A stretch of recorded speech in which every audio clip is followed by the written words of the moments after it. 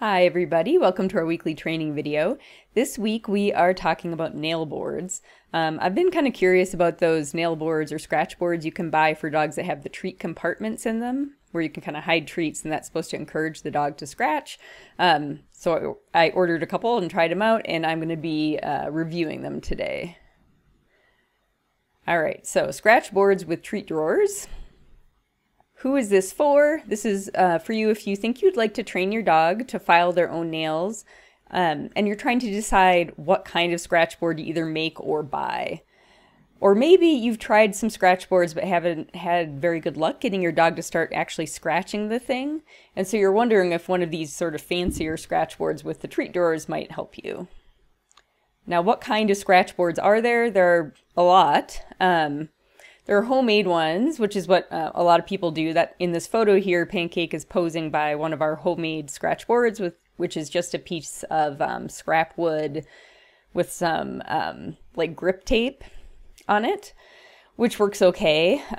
You can get them flat, like the one in the photo, or curved. Some people will cut a large diameter PVC pipe in half to have a curved surface to get the outer nails better. And you can get them with or without treat compartments if you're purchasing them. Or I suppose if you're handy, you could probably make one with treat compartments. So I tried out two scratch boards that had places to put treats in them. One was had a single treat drawer, and you could either use it flat on the ground or angled on a frame. That's the one in the photo here. And I also tried one that had multiple small moving parts, and technically it had two treat compartments, but there were multiple ways to get into those compartments, and I'll show you in a second what I mean. Alright, so here is a photo again of the nail board or the scratch board with a single drawer. And my question was, does this help get scratching started? Because a lot of times that's where people get stuck. And how much training, or do I have to train? Like what would my dogs do if I didn't give them any sort of help getting to use this thing?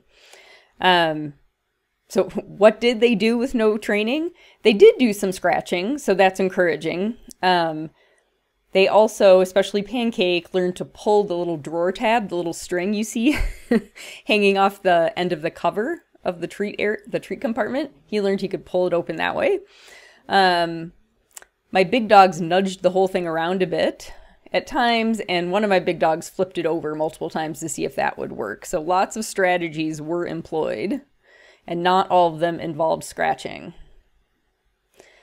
So I'll give you a quick sort of video overview of what this looked like. All I did was open the drawer, put some treats in there, close it, and give it to them, and just to see what would they do with no training. So here it is. I open the drawer. Stick some duck jerky in there. It does have tabs to lock the drawer if you want to. I wouldn't do that if you're trying to get your dog to just start scratching though, because they won't get any treats out if they can't open the drawer. So I always made sure I showed them, look, there's food in here, and I chose kind of smellier treats. Here's Juno, she's sniffing it, she's pushing it around a little. Oh, there's a scratch. That's good. That's what we're going for. But it didn't yield anything, right? Because she didn't scratch in the right place.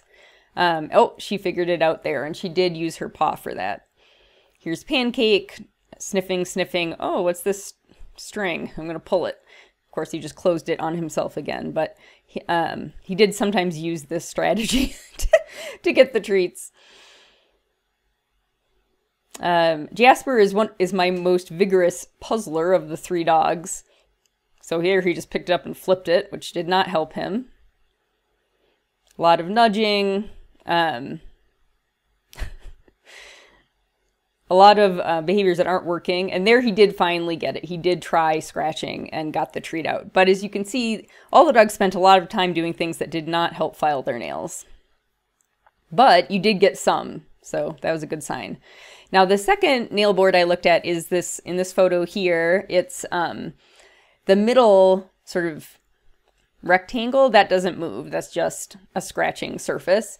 On the left and right, those are long, narrow compartments that you can put treats in, and then the dogs can move the little blocks around to uncover additional treats. So what did my dogs do with this on their own with no training? They did a little scratching, but less than with the other scratch board. They were sort of pulled at it with their paws, so their nails weren't actually being scratching along the surface at all. They just pulled the little squares around. They mostly used their noses.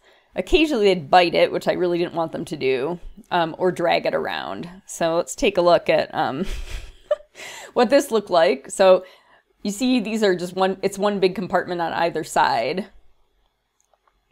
So there's always an opening. And I got a lot of this, a lot of shoving their nose in to the thing that was open, the available opening, and trying to get the food out. Here's Juno kind of chewing it. Oh, a little bit of a kind of a scratch, but this is very lightweight. And so see, when they try to scratch it, it moves. So if you were going to use this, you'd want to brace it, at least for a larger dog. And here's Jasper really just investing in the chewing.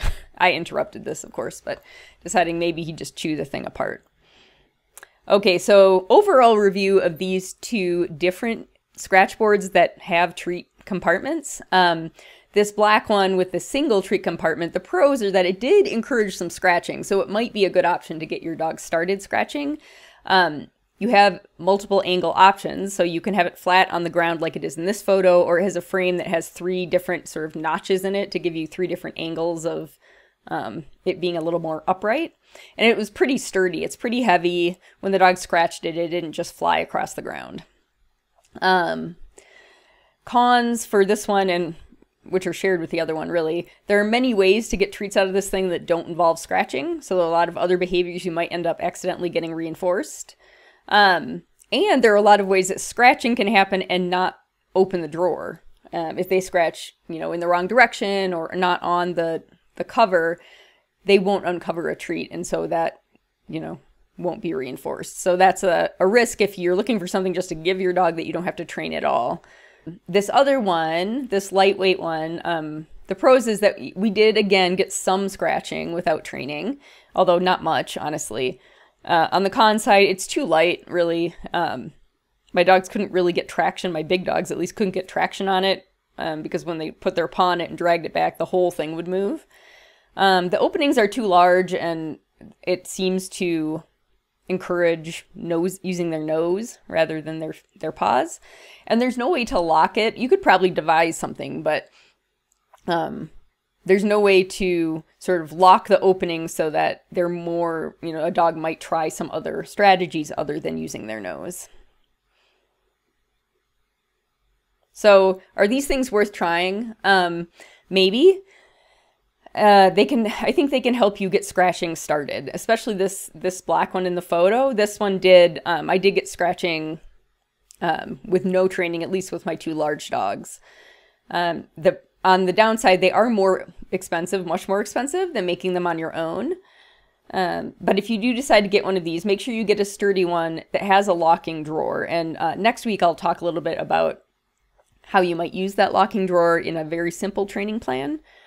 So you can get more scratching. But if you don't want to do any training, or if you're just looking for something to help you get those first scratches going, this could definitely be an option for you. Okay, everybody, I hope this helped. If you do try out any of these kind of fancier scratch boards, I'd love to hear about it. So shoot us a message or comment under where you are watching this video. If you'd like to be alerted each week to our new content or any new classes we might be offering, or seasonal discounts, that kind of thing, go to this link at the bottom of the slide, dogkindtraining.com/newsletter. Sign up for the newsletter, and then you'll be kept in the loop about what we've got going on for you. All right, everybody, have a great week. I'll see you next week.